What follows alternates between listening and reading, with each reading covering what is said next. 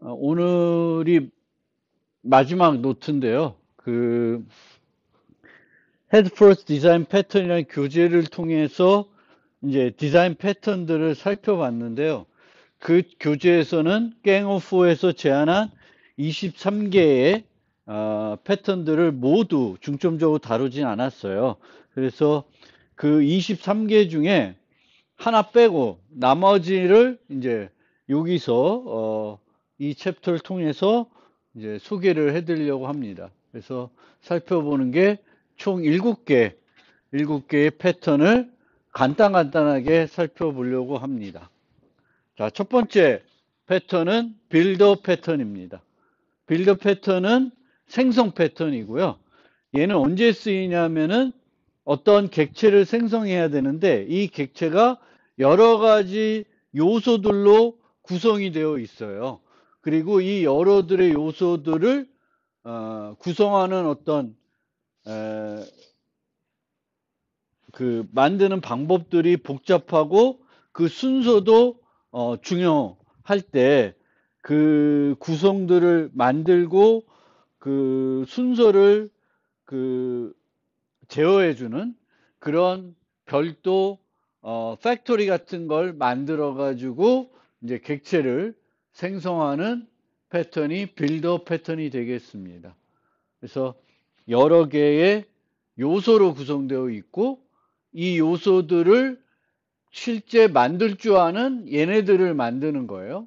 그리고 이 파트 1, 2, 3를 어떤 순서로 만들지는 다이렉터가 이제 결정해 가지고 만들어 주는 겁니다. 그래서 두 가지 요소가 어떤 객체를 생성할 때 이제 실제 사용이 되겠습니다. 그래서 예제를 들으면은 이제 여기 있는 것처럼 우리가 어디 맥도날드나 뭐 버거킹 같은 데 가서 세트 메뉴를 시킨다. 그럼 그 세트 메뉴를 구성하는 요소들이 있잖아요. 그게 뭐 어떤 햄버거가 되고 뭐 음료는 뭐가 되고 또 사이드 C는 기본이 프렌치 프라이스일 수가 있는데 다른 걸로 또 바꿀 수도 있겠죠. 그래서 그런 요소들 또 이런 것들을 만들 때 어떤 것부터 만들어야 되냐 뭐 여기서는 좀 안 맞을 수가 있는데 이제 이런 것들을 해주는 게 바로 빌더 패턴입니다. 그래서 콘크리트 빌더는 이 각각의 전체 셋을 구성하는 요소들을 개별적으로 만드는 방법을 알고 있습니다. 다이렉터는 이런 콘크리트 빌더를 이용해 가지고 어떤 순서로 이 각각 부품들을 만들지를 이제 다이렉터가 알고 있는 거예요. 그래서 이제 사용하는 코드를 보면 여기 보면은 내가 어떤 객체를 만들고 싶으면은 그 객체에 구성하는 부품들을 만들 줄 아는 빌더를 하나 선택을 합니다. 빌더는 여러 종류가 있을 수 있고요. 그럼 그 빌더를 선택한 다음에 그 빌더를 이용해서 객체를 생성할 줄 아는 다이렉터한테 이제 주입시켜 놓습니다. 주입시키고 이제 그 다이렉터한테 만들어 달라고 한 다음에 다이렉터가 다 만들었으면은 최초 그 빌더한테 그 최종 구성품을 받아가지고 사용하는 형태가 되겠습니다. 좀 복잡한데 어쨌든 그, 그 객체를 생성할 때 어떤 그 과정을 두 개의 빌더랑 다이렉터로 나누어 가지고 그걸 이용해서 이제 객체를 생성할 때 이제 사용이 되는 그런 패턴이 되겠습니다. 그래서 어쨌든 이제 다이렉터 이렇게 뭔가 역할들을 좀 나눈 거고요. 중요한 거는 이제 객체의 생성이 복잡하면 그 객체의 생성을 별도 클래스가 담당하는 게 맞겠죠. 생성자를 통해서 우리가 다 하기가 어려울 수도 있고요.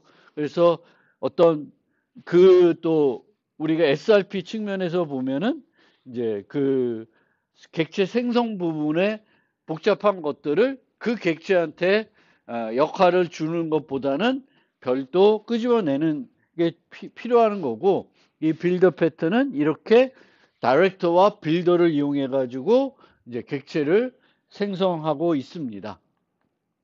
그런데 우리가 그 인터넷에서 빌더라는 걸 검색하게 되면은 방금 설명드렸던 빌더 패턴이 나온 게 아니라 이런 코드가 나오는 경우도 있을 거예요. 요거는 이제 그냥 얘도 보통 빌더라고 하는데 얘는 어떤 형태냐면은 어떤 객체를 생성하는데 이 객체한테 전달해야 되는 인자가 많아요. 그 많은데 선택적으로 우리가 전달할 수가 있습니다. 그러면 이제 이런 식으로 얘를 이용해 가지고 이 개별 요 hour, minute, second를 설정하는 것들을 요 빌더의 내부 클래스로 만들어서 이런 식으로, 물론 내부 클래스 아니라 좀 끄집어낼 수도 있는 건데요. 얘가 이런 식으로 보통 쓰여요. 그래서 빌더한테 뭘 주고 그 다음에 뭐 미닛 주고 최종 빌드하거나 미닛, 세컨드, 이 앞에 있는 사람이 이제 시간이 되겠죠.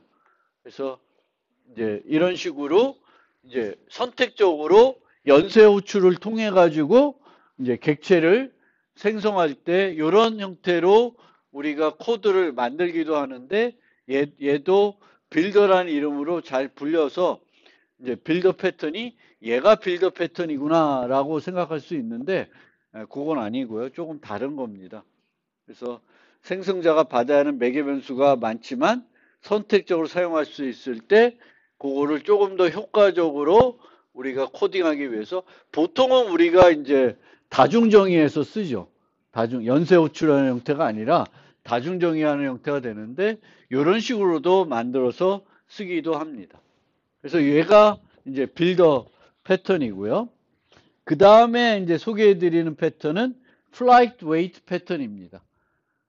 얘는 구조 패턴으로 분류되지만 이제 우리가 설계 패턴은 크게 생성 패턴, 행위 패턴, 구조 패턴 이렇게 분류가 되는데 구조 패턴은 그 패턴의 목적을 가지고 분류되는 게 아니라 이제 어떤 구조적인 형태를 갖춰서 그 기능을 제공하면 구조 패턴이라 그래요. 그런데 플라이웨이트의 목적을 생각해 보면은 얘는 앞서 봤던 빌더 패턴처럼 생성 패턴에 해당이 되겠습니다. 그래서 언제 이 플라이웨이 패턴을 적용하냐면 특성 클래스의 객체를 매우 많이 생성해야 될 때 이제 요 패턴을 써서 너무 많이 생성하는 게 이제 부담되니까 뭐 1000개 정도 생성을 해야 돼요.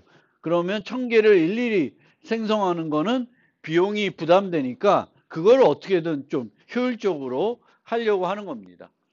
그래서 근데 각 객체가 그렇게 많이 생성해야 되지만 상태가 비교적 단순하고요. 일부 상태는 여러 개의 객체들이 공유할 수 있을 때 이제 쓸 수 있는 패턴이 플라이웨이 패턴이 되겠습니다. 그래서 플라이웨이 패턴은 이제 객체의 상태를 크게 상태 의존 부분과 상태 독립 부분으로 이렇게 구분을 하고 있습니다. 그래서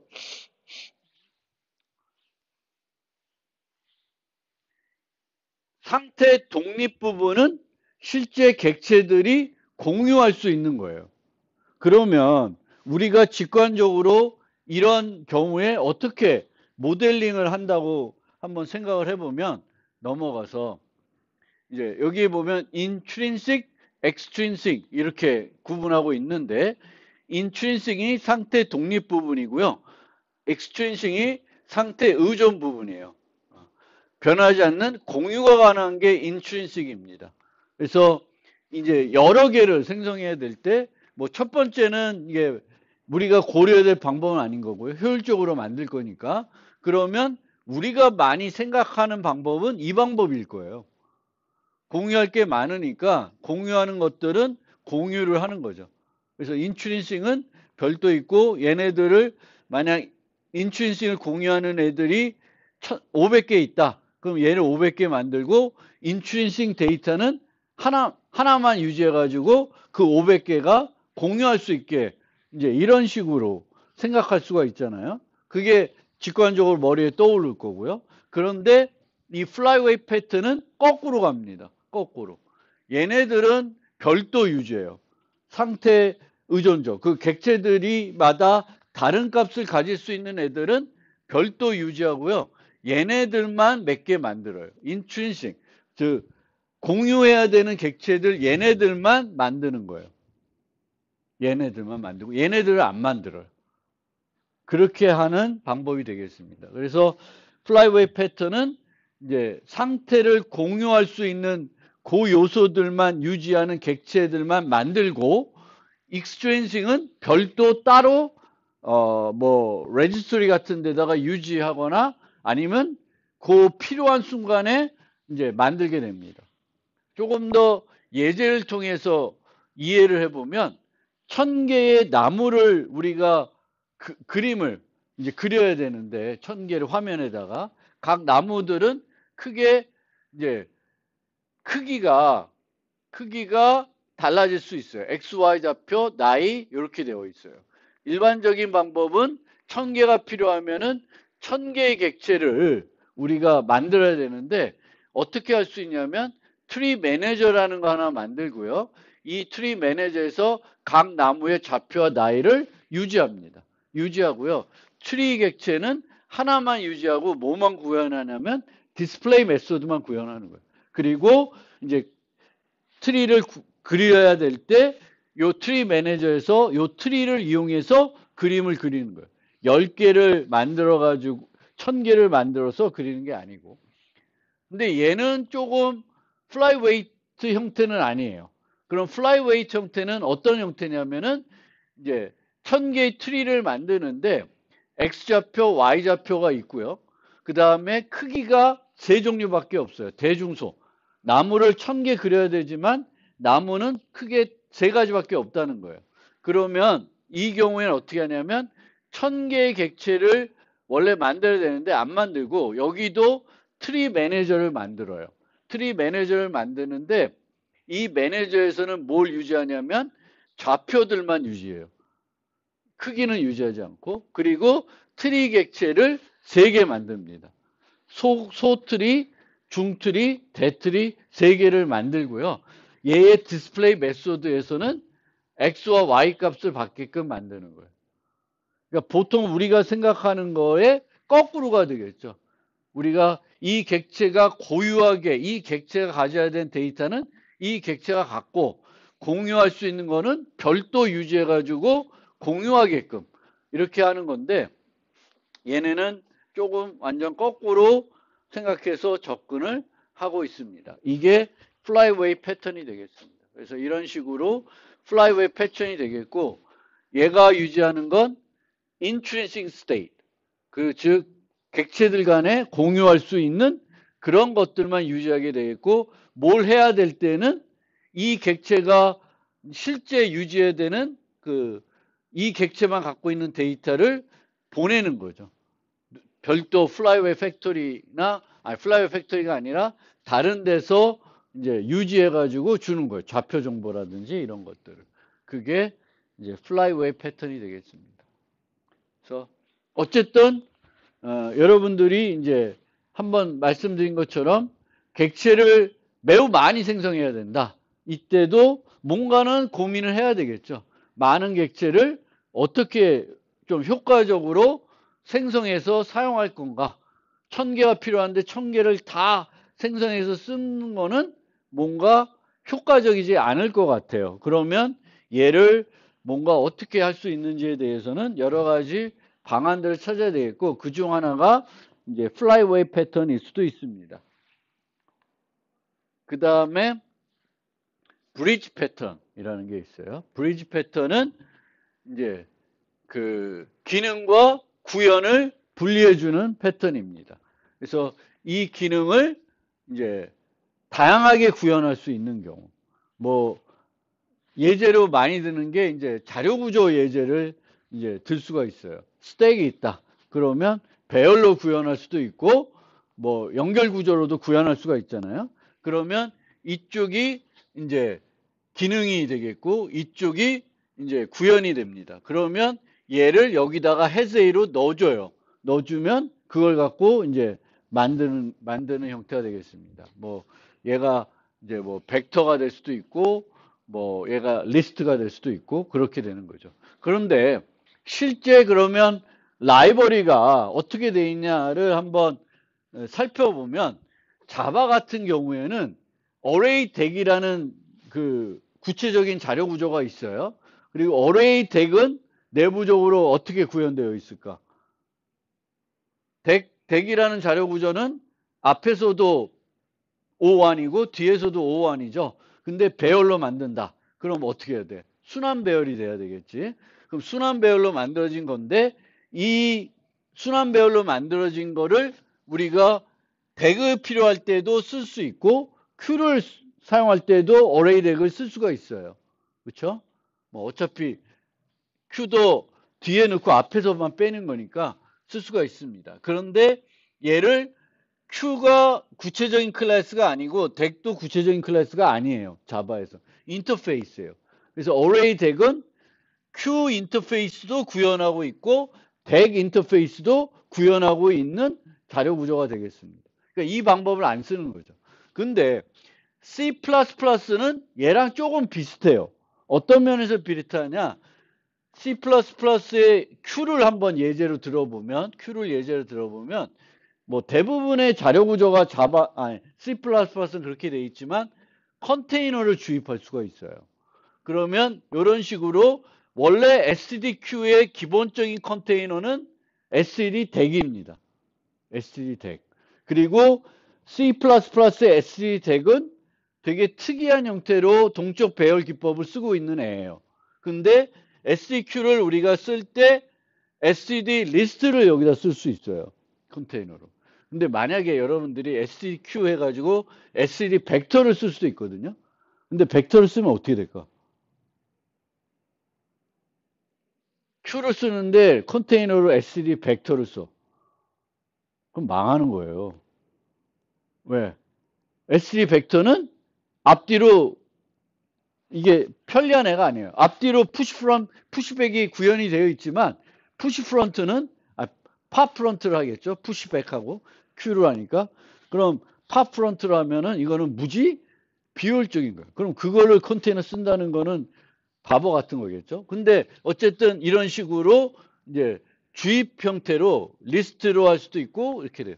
근데 얘도 또 주입이라기 보기가 또 힘든 게 얘는 템플릿이잖아요.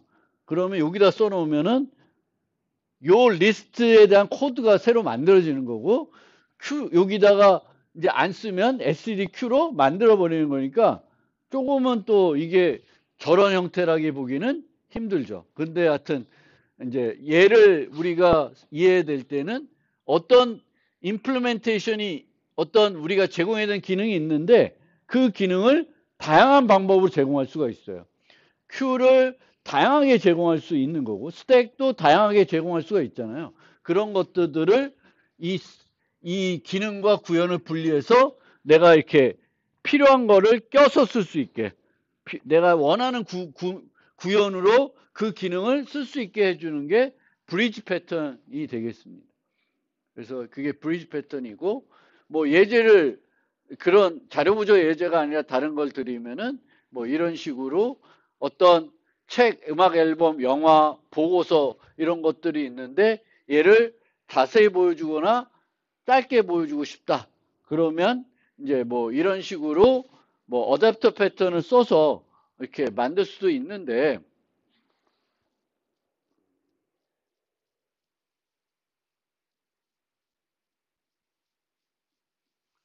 코드가 약간 이제 이런 앨범이 공통기를 가지고 있지 않으면 이제 그 어댑터 패턴을 이용해서 공통 인터페이스 가지도록 만들어줘야 되는 그런 단점이 있습니다. 그래서 그렇게 하지 않고 이제 여기다가 이제 기능이 롱뷰, 숏뷰라는 기능을 만들어 놓고 여기다가는 이제 구현을 만들어 놓는 거죠. 그래서 북, 앨범, 뭐 무비 이런 것들 만들어서 이런 식으로 우리가 이제 제공해야 될 기능과 그 기능을 구체화한 요소들을 이렇게 나눠가지고 연결시켜서 껴가지고 특정한 기능들을 제공할 수 있도록 할 수가 있습니다. 그래서 브리지 패턴은 이제 이런 식으로 기능과 그 기능을 구현할 수 있는 다양한 것들을 조합해서 쓸 수 있게 이제 만들어지는 패턴이 이제 브릿지 패턴이 되겠습니다. 그 다음에 연쇄책임 패턴이에요. 연쇄책임 패턴. 요청을 일련의 처리 객체로 전달할 수 있게 해주는 거예요. 네가 못해? 그럼 다음 네가 해봐. 뭐 이런 식으로 되거나 얘도 하고 얘도 하고 얘도 하고 막 이렇게 하게끔 하고 싶을 때 이제 만들 수 있는 게 이제 연쇄 책임 규칙이 되겠습니다. 그래서 이 핸들러 같은 데서는 다음 핸들러를 이제 설정할 수 있게 해놓고 다음 핸들러가 있으면 얘가 처리한 다음에 다음으로 다시 또 요청을 전달합니다. 아니면 내가 할 수 없으면 다음으로 전달하는. 그 구현하는 그것은 이제 어떤 요구사항에 맞게끔 이제 처리해 주면 되겠습니다. 그래서 요 예제는 여러 가지를 확인해야 돼요. 얘도 확인해야 되고 얘도 확인해도 얘도 확인해야 되는데 이제 이런 식으로 이제 요 is valid가 false면은 이제 끝나는 거고 false가 아니면 또 다음 걸로 이제 넘어가면 돼요. 그래서 이게 실패했으면 거기서 끝나고 실패를 하지 않았으면 다음 거. 그러면 이게 다 끝나면은 이제 그 세 개가 다 통과된 거죠. 세 개 다 검사가. 그래서 이렇게 요거하고 요거하고 요거 하는 것들을 우리가 연결시켜 놔서 이제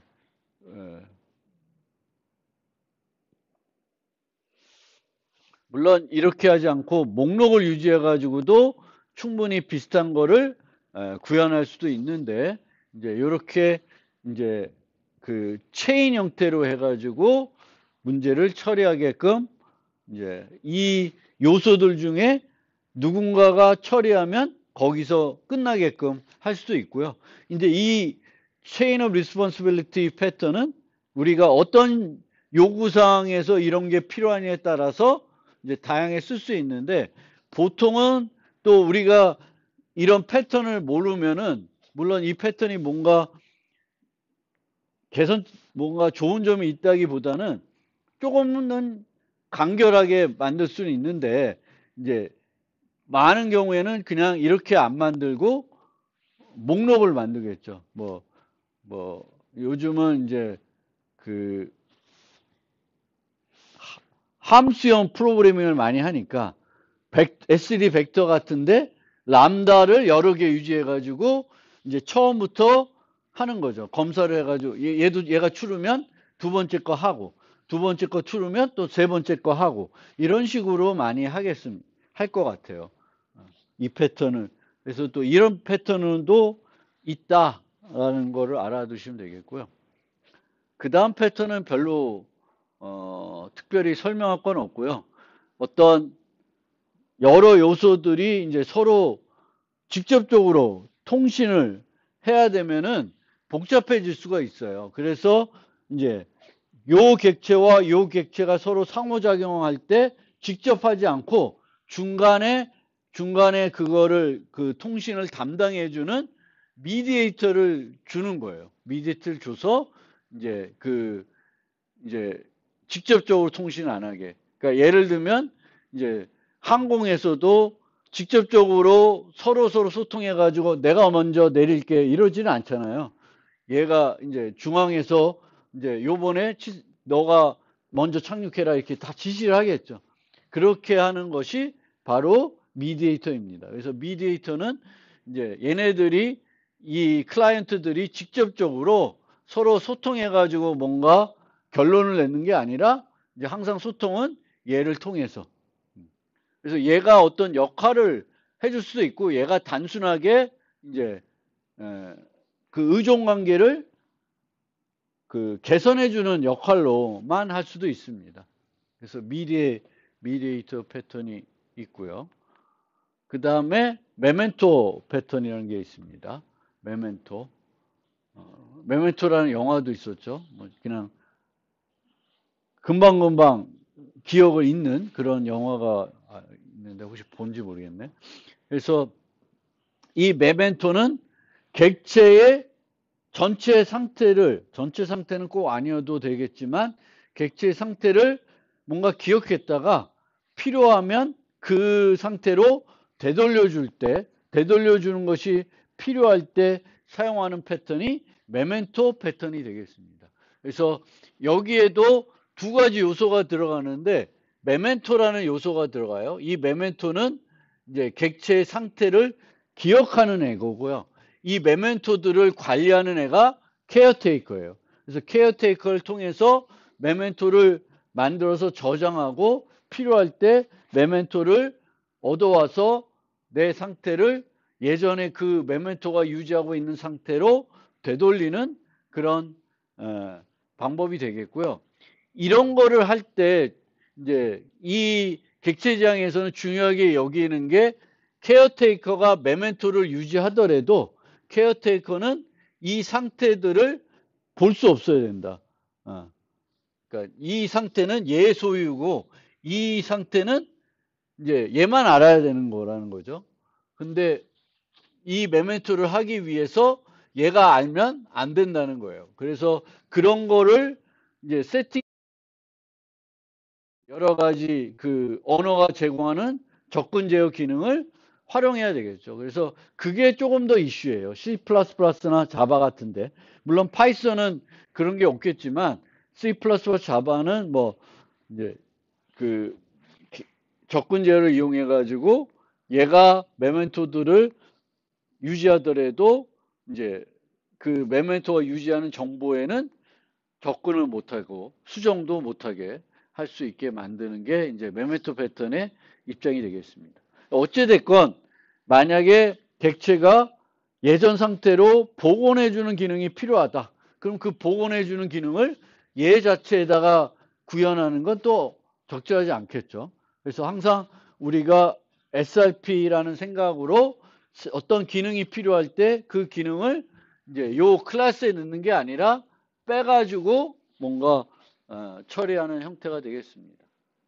그런데 메멘토를 우리가 쓰는데 뭐 이 안에서는 이 케어테이커와 이 저장하는 기능들이 이 안에 이제 들어가 있기는 합니다. 들어가 있긴 한데 이제 메멘토를 우리가 생각을 하다 보면 또 뭐가 떠오르냐면은 객체를 이제 예전 상태로 되돌리려면 그 순간에 클론해가지고 객체를 복제해 놓은 다음에 이제 시간이 지나다가 요 상태로 가야 돼. 그러면 복제를 해놨으니까 그거를 이제 객체와 바꿔버리면 될 수도 있잖아요. 근데 우리가 이 메멘토에서는 이 객체를 복제하는 것과 메멘토의 차이점은 메멘토는 객체의 모든 상태를 예전 상태로 되돌려야 되는 건 아닐 수 있어요. 객체의 모든 상태를 예전 상태로 되돌려야 하면은 클론해가지고 복제해 놓는 게 필요할 수가 있는데 이제 메멘토는 객체의 모든 상태를 그 순간으로 되돌리는 게 아니라 특정한 객체 상태 일부만 그 예전 상태로 되돌려야 되는 그런 응용일 수도 있습니다. 그래서 그런 면에서 항상 복제가 필요한 것은 아닐 수 있습니다. 그래서 그 복제하는 거하고 조금 이제 차이가 있다. 그 다음에 이제 마지막 패턴인데요. 너무 빨리 왔네. 그래서 이 비지터 패턴이라는 게 있어요. 근데 비지터 패턴이라는 용어를 들어보면 뭐가 조금 떠오르냐면 반복자 패턴이라는 게 떠오를 수가 있어요. 반복자 패턴. 근데 반복자 패턴은 어떤 객체가 복합 데이터를 유지하는 거죠. 그리고 이 복합 데이터가 그 객체에 어떻게 유지되어 있는지 상관없이 일관된 어떤 인터페이스 통해서 하나씩 접근할 수 있게 해주는 거죠. 이게 연결 구조에 저장되어 있던 뭐 배열로 저장되어 있던 트리 형태로 저장되어 있던 우리는 선형적으로 하나씩 접근할 수 있게 해주는 게 이제 반복자 패턴이 되겠습니다. 근데 비지터 패턴은 이제 어떤 연산들을 객체가 제공을 해야 돼요. 그러면 이 객체가 어떤 연산을 제공해야 되면은 뭘 해야 돼? 그 객체 클래스에 메소드를 만들어줘야 되잖아요. 이 클래스 객체가 어떤 기능을 제공해야 돼요. 그러면 우리는 보통 그 클래스의 메소드를 만들어서 필요할 때 그 메소드를 호출해 가지고 그 기능을 쓰게 됩니다. 그런데 그러다 보면은 이 클래스에 추가해야 되는 메소드가 많아질 수가 있어요. 매우 많이 늘어날 수가 있어요. 그래서 메소드를 우리가 기능이 필요하다고 해서 클래스에 정의하지 않고 내가 해야 된 일을 필요한 순간에 이제 걔한테 전달해 가지고 수행을 하는 거예요. 수행을 하는 거예요. 그래서 거기다 만드는 게 아니라 이제 이 객체를 갖고 와서 여기서 뭔가 이 메소드만 부르면 이제 여기에 구현되어 있는 그 기능이 뭔지에 따라서 다양한 기능들을 이제 수행할 수 있게 해주는 게 비지터 패턴이 되겠습니다. 그래서 여기에 보면 이런 쇼핑 아이템에 뭐 여러 개의 메소드들을 막 만들 수 있는데 만들지 않고 accept라는 메소드만 만들어 놓고 여기에는 비지터들을 받을 수 있게 만들어 놔요. 그러면 우리가 다양한 비지터들을 만들어서 전달해 가지고 이제 실행을 시킬 수가 있고 그 실행 결과를 받아 가지고 사용할 수가 있습니다. 그래서 여기에 쇼핑 아이템이 있고 accept라는 게 있는데 이제 뭐 프루트, 미트 뭐 여러 가지 있겠죠. 그러면 이제 쇼핑 카트 비지터라는 걸 만들어서 이제 요 애들에 대해서 다 프루트를 받는 거, 미트 받는 거, 베지터를 받는 거 쭉 만들어 놓고 이제 얘를 구체적으로 구현하는 이제 이런 애를 만드는 거죠. 비용 계산해 주는 거. 그러면 이제 과일은 무게당 얼마로 계산하고 뭐 고기는 뭐 어떻게 계산하고 따로 계산하는 거죠. 그러니까 이 형태는 뭐냐면은 이 클래스들한테 필요한 기능을 다 만들어 놓는 게 아니라 이제 accept라는 메소드만 만들어 놓고 거기에서 필요한 기능들을 외부에서 만들어서 이제 그것을 얘가 수용할 수 있게끔 만들어 가지고 이제 하는 방법이 되겠습니다. 그래서 어떤 OCP라고 해야 되나? 그렇지? OCP의 하나 형태겠죠. 얘를 수정하지 않고도 다양한 기능들을 얘가 제공할 수 있게 만드는 거예요. 그래서 우리는 또 객체지향 그 설계 원리 중에 뭐가 있었냐면 이제 ISP라는 게 있었잖아요. 얘의 인터페이스는 공개 인터페이스는 너무 커지면 안 된다는 거예요. 근데 우리가 이런 기능도 필요하니까 저런 기능도 필요하니까 다 넣다 보면은 얘의 퍼블릭 메소드 때문에 이렇게 많아질 수가 있어요. 그래서 너무 많아지는 거. 근데 봤더니 되게 유사해요. 그러면은 그거를 싹 빼고 억셉트만 하나 넣고 밖에다가 이런 비지터들을 만들어 가지고 내가 필요한 기능이 있을 땐 그 비지터와 비지터를 이용해서 그 기능을 수행하게 하면은 얘네들이 덩치들이 프루트, 미트 이런 애들의 덩치들을 대폭 줄일 수가 있는 그런 이점이 있습니다. 그래서 비지터 패턴은 요 객체들을 하나씩 필요한 애들을 가서 이제 처리하는 그런 애가 되겠습니다. 그 비지터 패턴과 관련해서 한 가지 좀 소개를 하고 싶은 요소가 있는데 C++에 보면 std variant라는 게 있어요. std variant 그리고 stdn이라는 애가 있습니다.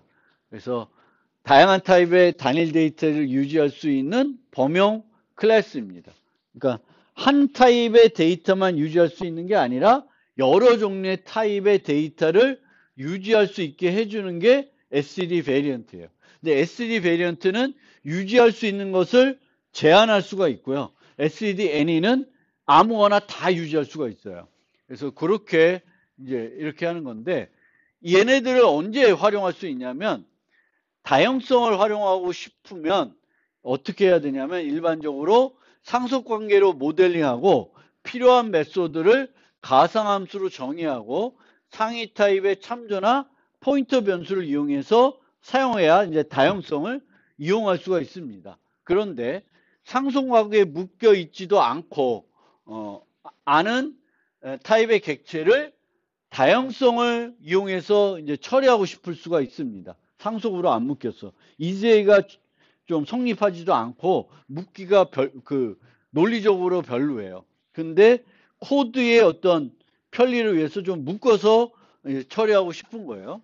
그러면 이제 우리가 사용할 수 있는 한 가지 방법은 어댑터 패턴을 이용해 가지고 각각을 어댑터들을 만들고 그 어댑터들을 아우르는 타입을 만들어 가지고 다양성을 활용할 수도 있겠죠. 근데 그것보다 조금 더 편리한 방법은 SED 베리언트를 활용하는 거예요. SED 베리언트. 어떤 식으로 활용하냐면 이제 cat, dog, 그리고 오리 요 세 개가 각각 미우, 박, 퀘크하고 세 가지 메소드를 가지고 있어요. 그리고 다양성으로 안 묶여 있어요. 이 세 개를 아우르는 뭐 애니멀이란 타입이 있지는 않은 거예요. 그랬을 때 이제 우리가 어떻게 할 수 있냐면 SED variant라는 타입을 이런 식으로 만드는 거예요. 그래서 using animal equal SED variant cat, dog, dog 이렇게 만들어 놓습니다. 그러면 요 애니멀에 유지할 수 있는 타입은 뭐로 제한돼요? 고양이, 강아지, 오리로 제한이 되는 거예요.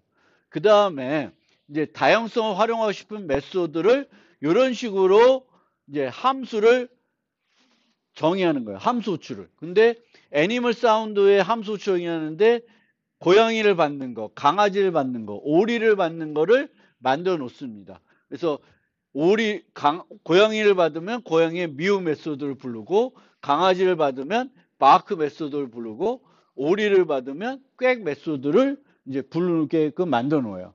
그런 다음에는 이제 이 라이브러리에 있는 비지터 패턴을 활용하는 게 되겠습니다. 그래서 여기에 SED 비짓 해가지고 요 구조체와 요 애니멀을 주면 얘가 고양이일 수도 있고 오리일 수도 있고 강아지일 수도 있고 그렇잖아요. 그러면 그거에 대해서 요것들을 맞게 불러주게 되겠습니다.